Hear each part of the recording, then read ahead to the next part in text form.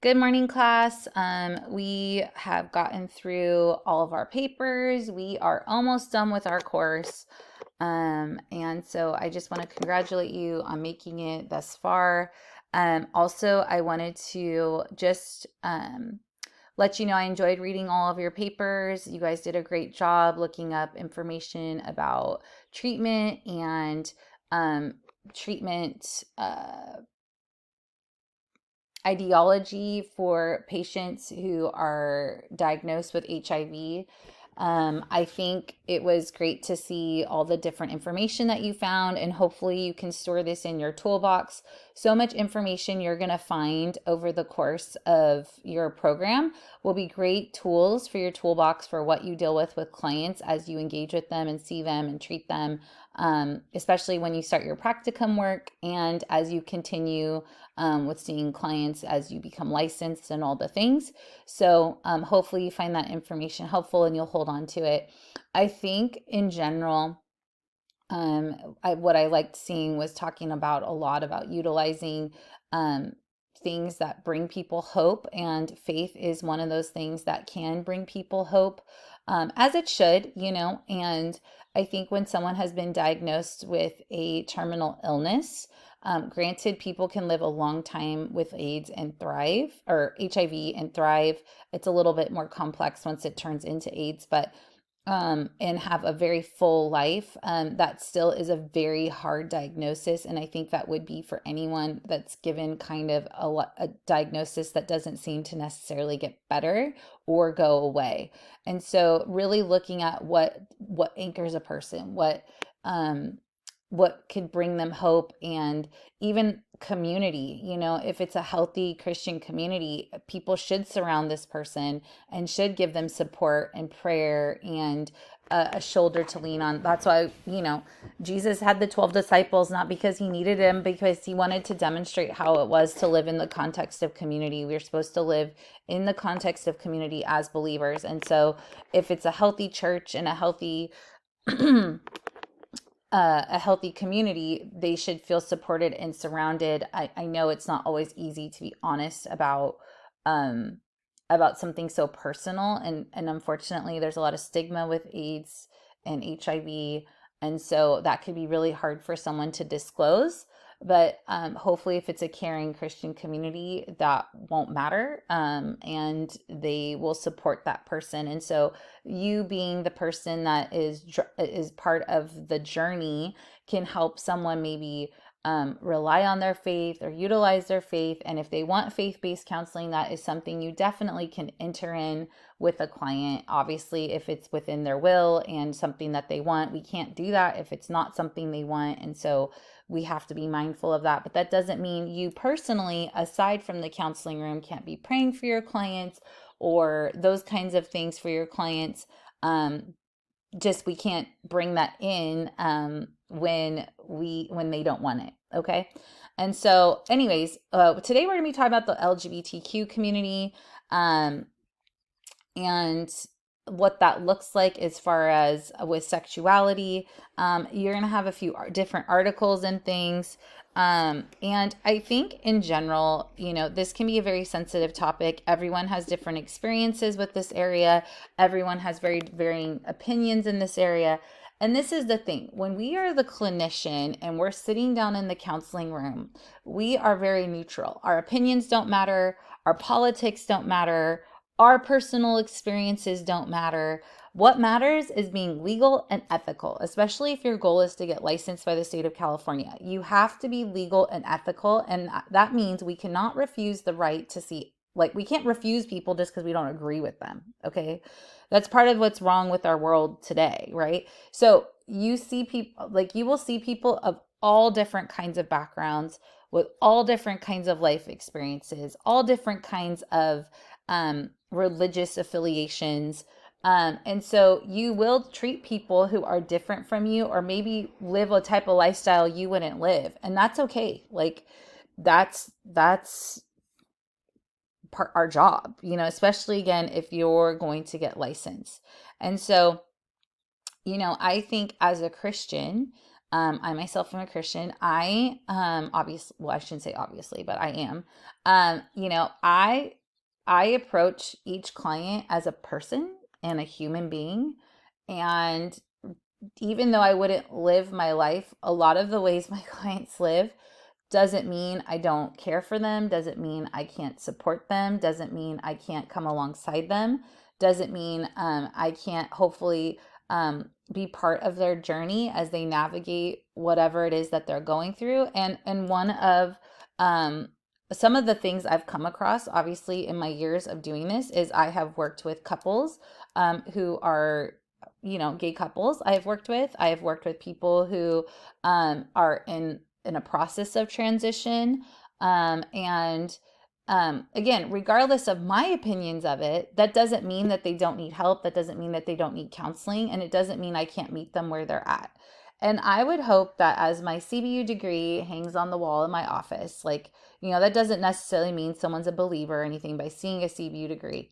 But and faith is something that is not incorporated in my office space, that people would feel hopefully cared for by me and not judged by me, because that's not my job. It's not my job to judge people or the way they live their lives. We will all be judged at some point, but it's not my job to judge people. It's God's job to judge people. And so really, for you Christian out there who's listening to this, who's going to practice and who is planning on getting licensed by the state of California, take heed to that, because you need to be able to really meet people where they're at and approach them in a loving way, and really meet them with whatever it is that they're facing or going through, because these are human beings, these are people, and we need to love people. And I would hope that, like, regardless of my own personal beliefs on situations that come in, that people see a light in me that they may not be able to fully understand, but they would know, like, Toni was like, regardless of where Toni may come from or what Toni's personal beliefs are, she met me where I was at. She helped me. And maybe they've had negative experiences from a church setting or other church people, and they wouldn't have that experience with me in my office and under my care. And so I need you to be mindful of that as you approach people. And that's as you approach people who are different from you in any type of way. They have different politics than you. They raise their kids a type of way than you, and you think like, oh, that's dumb or whatever. I don't know. There's a lot of things people do and you're like, well, I wouldn't do that. But, that's just what they do, and it's their life. They get to make those choices and decisions. But that's where it's our job to remain neutral and to remain Switzerland, and to make sure we're keeping our own countertransference in mind as we're approaching these situations, and being aware of ourselves in these situations, because again, we can get into a big amount of legal trouble if we don't, because of an ethical situation that will arise from not treating people as we should. Okay. And look, like I mentioned, I've had gay couples in my office I've done couples counseling with. Look, I'm not an expert on that area. And so I had no problem asking them questions. Like, I would ask questions. I would say, hey, like, what about this? And they would ask me, they would respond. And it wasn't out of me being stupid or ignorant. It was just out of me not understanding something or knowing something.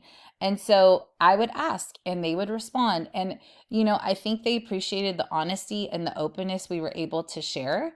I think also too, like, I've had clients who wanted a pronoun change. And so they told me, hey, Toni, like, I want to go by this now. I'm like, okay, like, and when I make a mistake, I apologize. Like, I mess up and I say her or she instead of them, they, them.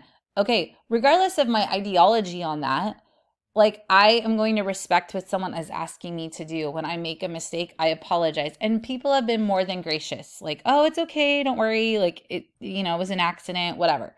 I've worked with parents who have had adult children decide to transition, and that's really hard. And so I've worked with them on that, because that's a big transition. Like, I birthed this child, I raised this child is now, 40 plus years old, and now they're deciding to make this huge life change, and they're expecting us to change right along with it, and it's really hard. And they're calling the name I gave them their dead name, and I gave them that name. Like I birthed them, all those kinds of things.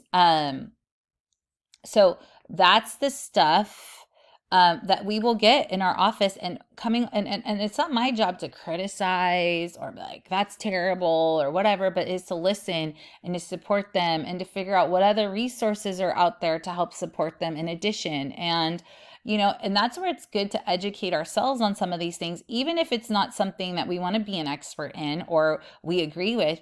This is what's going on in the world around us. And so I think in our field, it is important to stay aware of what's going on in our culture, and not lock ourselves away and just stay in a little box, because in the world of psychology, there is always things that are going on, always things that are changing.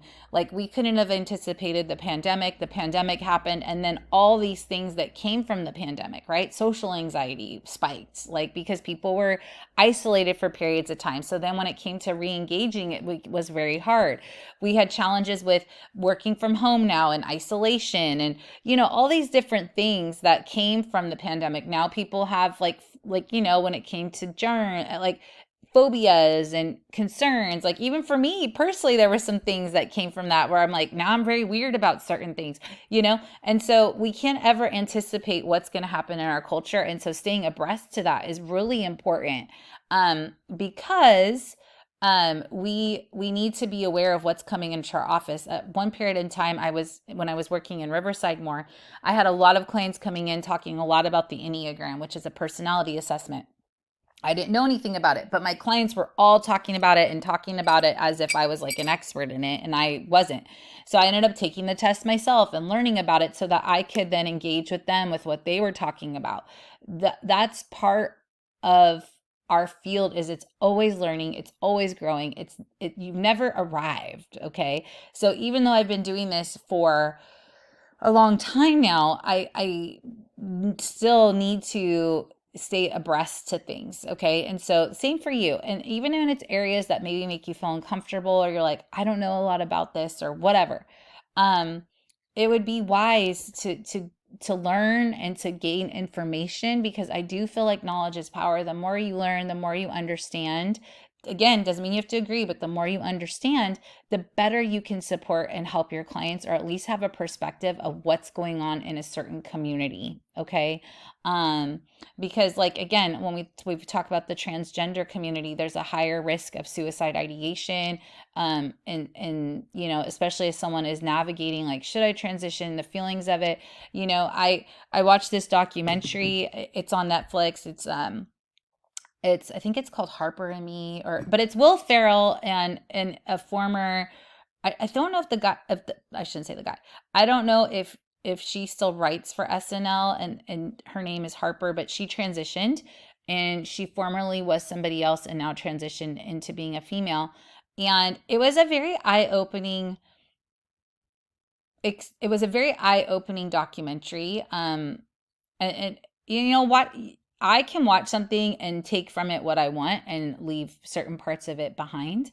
But it was a very eye-opening documentary, because this is the thing. Like, Harper talks about feelings that she has, and how she didn't feel connected to her body, and how she felt like not herself, and all these feelings. And there was this other, they come across other people who have transitioned across the US as they're making this road trip.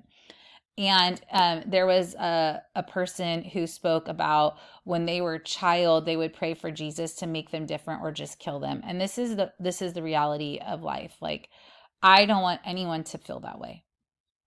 I don't think God wants people to feel that way either. Like, I think that was never his intention, was for people to feel um, like they wanted to harm themselves or suicidal in any context, right? And so my heart breaks for that, because I would never want that for anybody, regardless if I agree or disagree of their ideology or their thoughts, right? Like, I wouldn't want that. And so my husband and I were having a conversation. I'm like, what would you do if you had a friend approach you after knowing them your whole life, and approach you and say, I've felt this way my whole life, and now I'm going to transition into being another gender?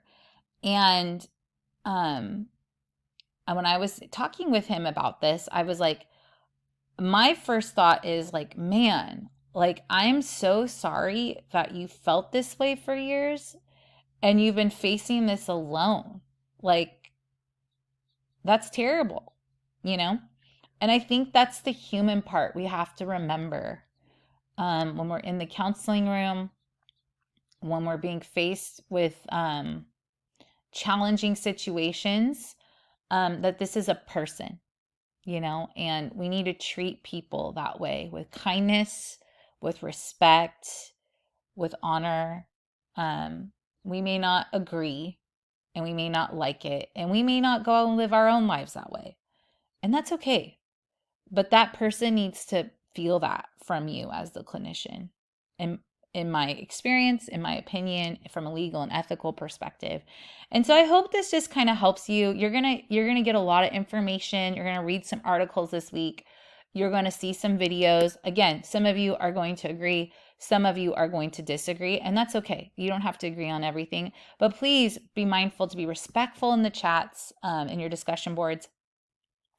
And if you take away from anything from me in this particular area, is that you really remember how you are to treat people in your counseling office, even people who are really hard to deal with. Like if you have a narcissist in front of you, you're like, you're such a narcissist.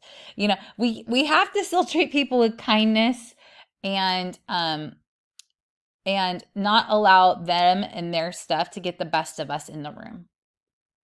Okay. So anyways, I hope this is helpful. If you have any questions or concerns, please let me know. I hope you have a phenomenal week, and we will chat soon.